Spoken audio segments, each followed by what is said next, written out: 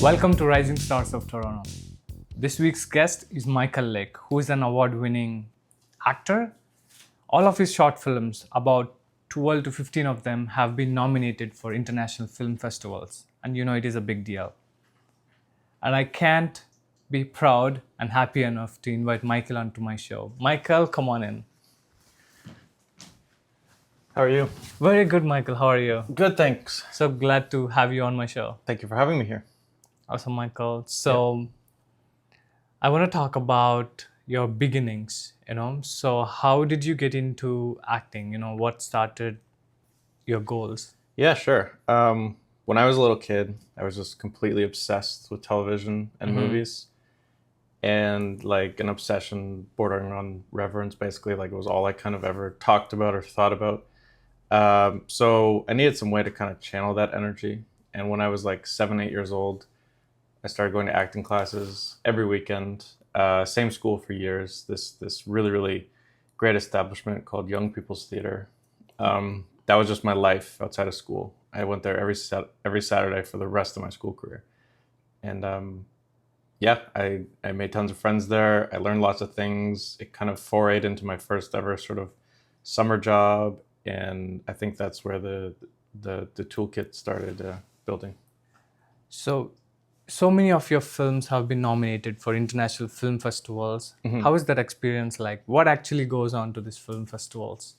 I mean, I really love it. I like having a sort of vested interest in the films that I do, and I do care about what happens when they go out into the world. There's a fantastic resource, Film Freeway. Whenever a project of ours is finished, we sort of just load it up onto that website, do a little bit of research, what's on for the next 3, 4, 6 months, maybe a year. Festivals that are kind of aspirational to us, and just do research about who founded them, why they founded them, if it would be a good fit for our film, and then we just write a bunch of cover letters and submit there.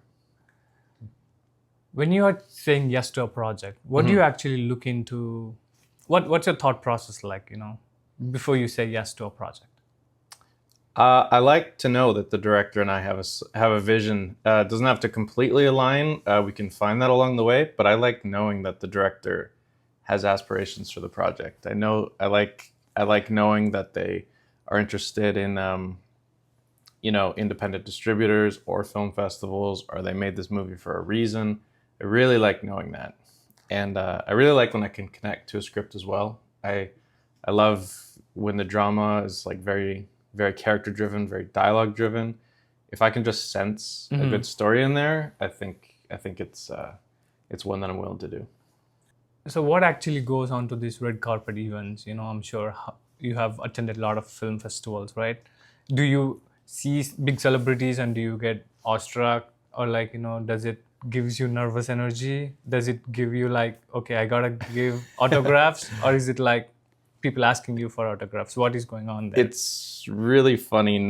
I did work for film festivals for quite a while.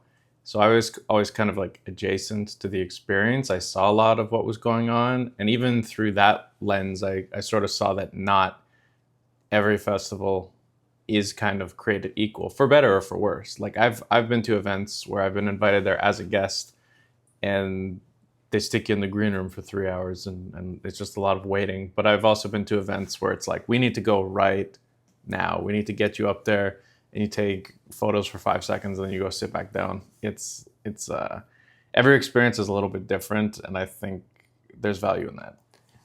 Do you remember your first autograph? Like who gave it to you, or who you give it to? I had a friend when I was a kid, and I don't remember what, someone in his family was like adjacent to the business, and Steve Carell was like in town shooting a movie, and I was so overcome by that particular experience as such a big fan of his. I don't even remember how this happened, but somehow I did get a piece of paper that he had scrawled my name, his name right on it. And I thought that was so incredibly cool. How does it feel like to watch your name on big screen, when the titles display? It's I I love the little moments of recognition, particularly if I'm watching it with friends and family. Like I do like when your little credit shows up and you know that that person's in the audience there for you. That's always a very special feeling that never goes away. It took me a little while to kind of get used to watching myself on film, but the more I got kind of involved in the process, the more kind of like hands-on I'd like to be with the films I acted in and produced. It got marginally easier over time. Are you a non-union actor or union actor? Yeah, I'm a non-union actor. So is it difficult for you to get roles or find roles? How do you do that? Um, it comes and goes in waves. I feel like there's definitely periods in my career where I've been much busier versus taking a few months off here and there. But I really am always overcome by just how strong a community people who work in film are, how willing they are to give other people, to give their friends and family opportunities and to like introduce them to the right people who will give them subsequent opportunities. I used to find it like challenging and frustrating, and I would be like chomping at the bit just for an audition or something, but then everything kind of just happens when it's meant to, I guess. The opportunities kind of just find you, and the people who believe in you and your talent will always champion you, I find. True. Yeah. What's the most difficult or challenging roles that you've ever taken? Like, what's challenging about it? I remember doing this role once. It was a sort of docu-series that's based on a real-life event. This event that happened in Waco, Texas in the 1990s. And there was a sort of docudrama recreation of this, basically this cult leader who overtook a citadel and sort of lit the whole thing on fire. And you should read the proper story. You should actually watch our show too. But it was like such an intensely immersive experience for like to just jump into. And I think that was the first time that I had worked. I did a little bit of like stunt work and practical effects here and there, but we were literally playing with fire. And I remember there were so many protocols into like how we were going to burn this building down and how we were going to safely run through a building that was on fire. And mind you, this is like hours and hours, if not days of preparation for something that's going to happen in, as I'm sure you know, working in film, a few seconds on screen. It's just a fantastical amount of work that you have to put into these little moments. So, on an average in a year, how many auditions are you giving? Like, what do you think of the whole process now? Do you find it's competitive, or like, or work is coming to you? What's going on? I kind of started playing with this notion that I was just going to do as many auditions as I physically could. I would find things on casting websites that I would submit myself for, or I'd seek them out myself. And I just thought to myself, I'm going to regiment this so I do this as much as I possibly can. I want the audition process to be as natural as anything in my life. I try to cast as wide a net as humanly possible. I try to stay sharp. I'll just throw my hat in the ring for everything. So where are you able to get most money from? Commercials or films, or it's like a bit of both? Or I went through I guess a series, a bit of time where I did do a lot of commercial work. But then my interest kind of just forayed into what I liked the most, what I felt like I was really in it for, and that was like narrative filmmaking and independent films and real stories, that kind of thing. And that's sort of been where I've lived for the past few years, and I feel like that's where I feel the happiest and the most fulfilled. So you've been doing about 10 years of acting, right? So how is your journey like? What are your ups and downs so far? I feel like as with any actor, maybe the first couple of years, the initial kind of getting your foot in the door, getting seen by the right people, getting cast in the right projects. I never knew what to do with that energy. I would panic before an audition. I would always get frustrated if I didn't book something. I would get frustrated if something didn't cancel. But then once I started to learn this kind of idea that you have to detach yourself from expectation, like like opportunities that you don't expect are going to come your way just as easily Yes. as the wrong opportunity might slip through your fingers, or you might not understand at the time. um but yeah, it's been like, I still love the chase. I love finding a new role. I love meeting a new director. I love reading a new screenplay. And I'm like, I just love this so much that it is the battery that keeps me going. What so what advice would you give for your younger self if you have to start all over again? How would you do it? So two questions. Yeah, pretty much. Kind of like I said, detaching myself from the expectation. That particular role, it might have sucked that day that you didn't get it, or so and so told you weren't right for it. But that was only because you were bulldozing a path for something much better. And I think, yeah, I love just going. You might reach a point as an actor where you can be a little bit more particular with what you want to do and what you don't want to do. But I loved realizing that you can just free yourself up to do anything.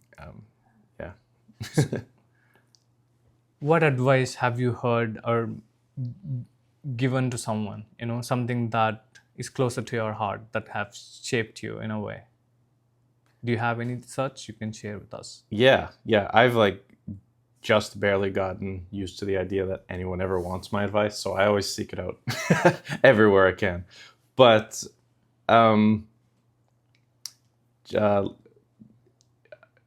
Bryan Cranston has this great quote where he's like, "You don't act to audition; you audition to act."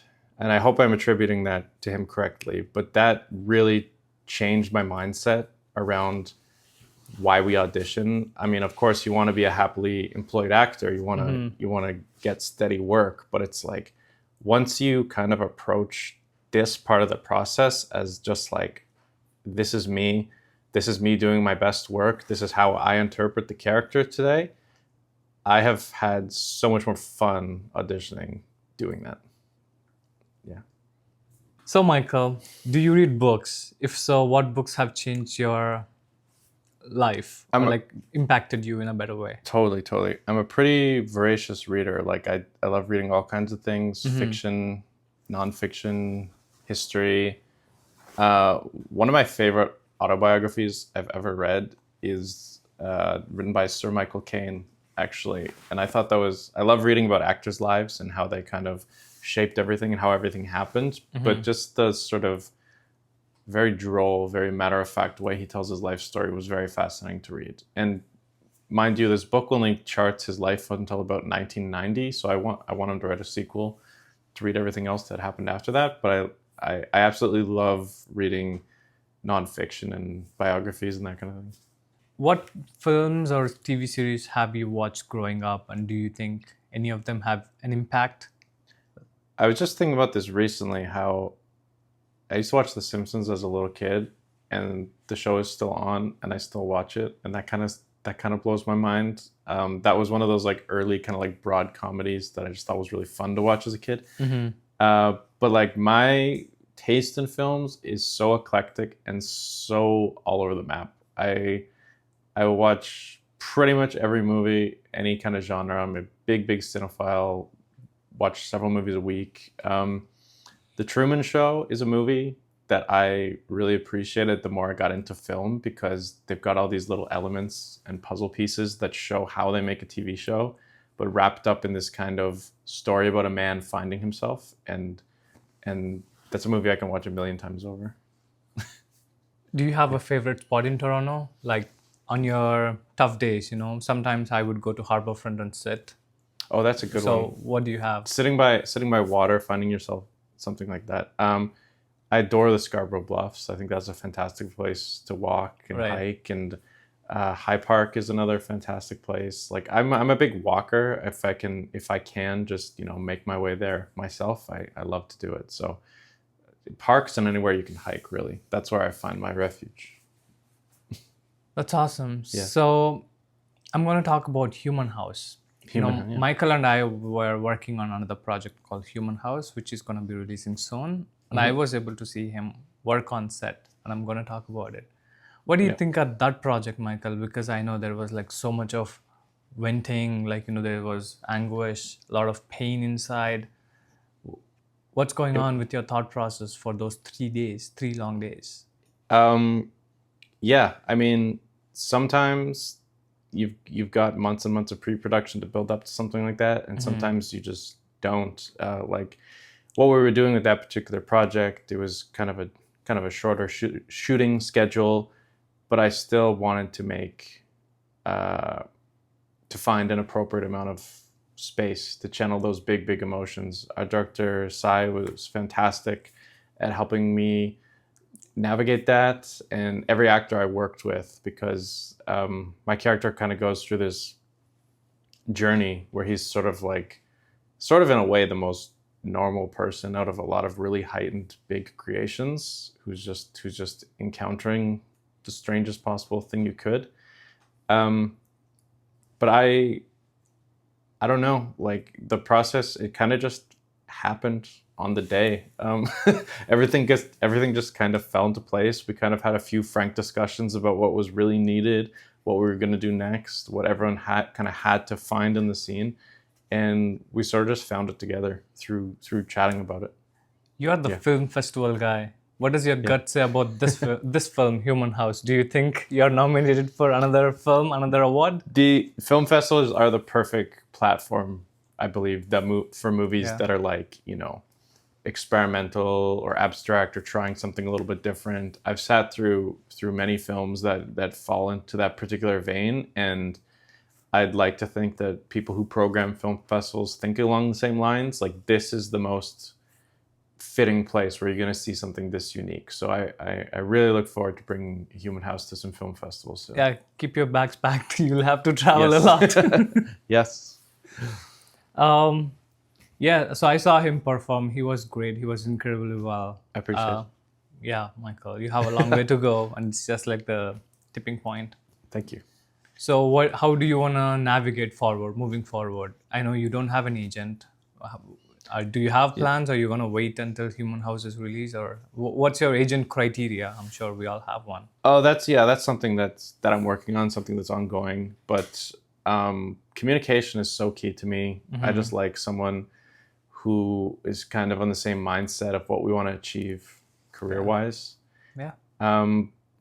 In terms of navigating the industry, like I find, it's a question that's kind of easy to ask because everyone wants to know what's next for an actor. But I'm kind of happy sometimes, like not knowing, like if you're between projects and something interesting just comes up and you have the opportunity to seize it. Like I love just the anticipation of like, oh, what's going to be next, or what's the next thing going to be? What's the next thing going to be? What are we going to be doing a year from now? And I love how these opportunities just kind of find you. So you've been doing such good work over the years. What is happening? I think, you're not at a place where you actually deserve to be.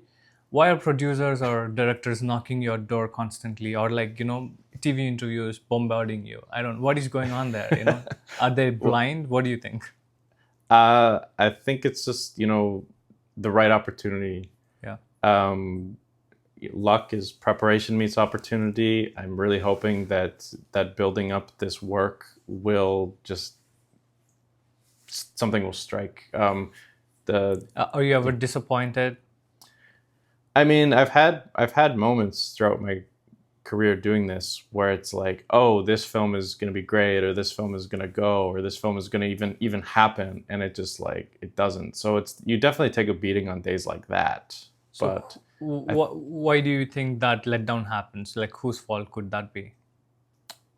Like your producer who didn't have a vision, or it's the director who didn't promise the delivery? I mean, I don't like to delegate too much blame on someone else. A big part of it is I'm just going to internalize and beat myself up. That's probably not the healthiest thing to do either. But it's really goes back to what I was saying before. Whatever doesn't happen, it's just paving the way for that next opportunity. You have to be in the right place at the right time. Yeah. And yeah. Are you ready for our next segment? Mm-hmm. We're bringing you the rapid fire. I'm going to bombard him with a lot of questions. All right, Michael. A movie that changed your life. The Shawshank Redemption. A performance that made you want to be an actor. Tom Hanks in Forrest Gump. Movie you've watched the most. Another Tom Hanks movie, actually, Toy Story. Okay. Film you secretly love even when critics don't. Oh, I had a really soft spot for a scary movie. I think that, Scary movie. yeah. Okay. A scene you wish you had acted in before, or like from a film or a scene or like a. From an play. existing film. It could be from anywhere. I think that scene in the Social Network when Andrew Garfield smashes the laptop, that looks like the most fun thing in the world. Okay. Who's your dream co-star that you want to work with? I love Florence Pugh's work. I think that she would be such a good, formidable talent to work opposite with. And do you have a favorite director that you want to work with? I adore Christopher Nolan. I've seen all his movies a million times.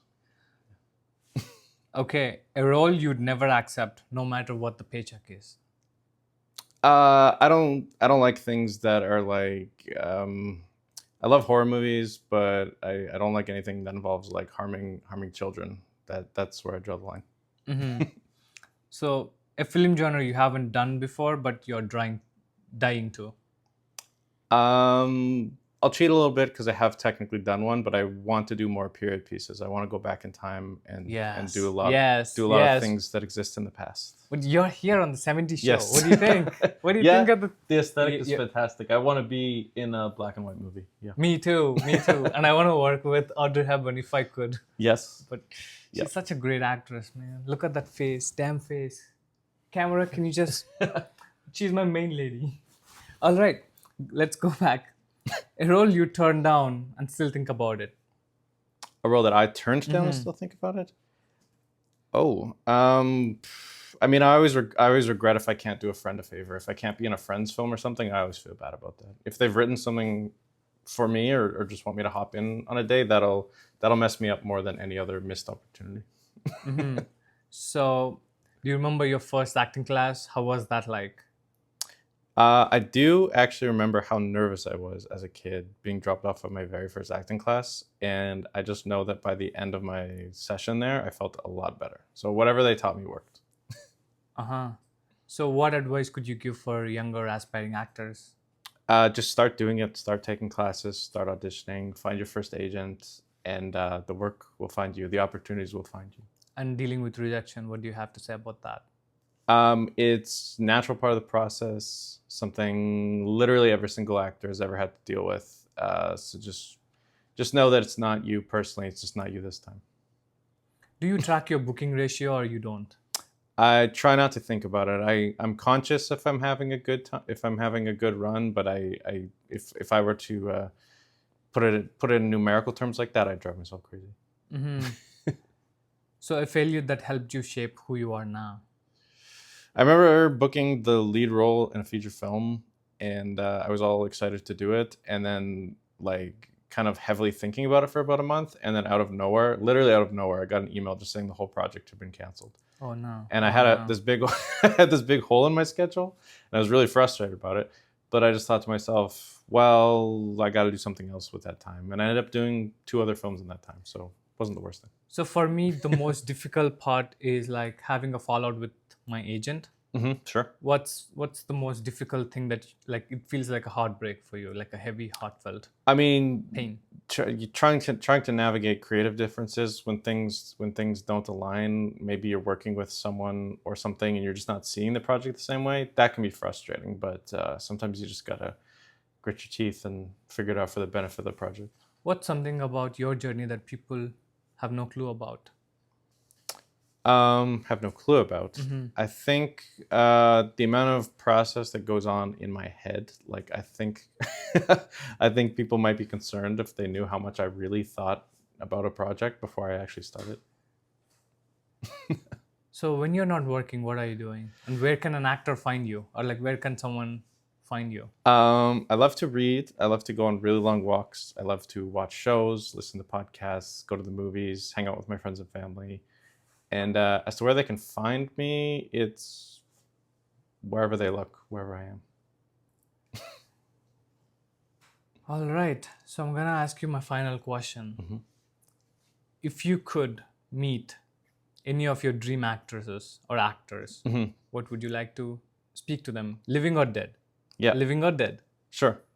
I'm a huge fan of Jimmy Stewart, and I loved his ability to navigate every single genre and to kind of like redefine the working class actor, the everyman. And I think a lot of leading men who followed in his footsteps owe everything to him. So I would just love to tell him that. All right. With that, the rapid fire segment is a wrap, and that comes to the end of our show as well, Michael. Really pleasure to have you on board, my love. Thanks for having me. Yes, and I hope great things come your way. Thank you. And I wish you all the luck and love and everything that world can offer for the human house. I appreciate Guys, that. give it up for Michael Lake. Thank you. That means a lot. Thank you.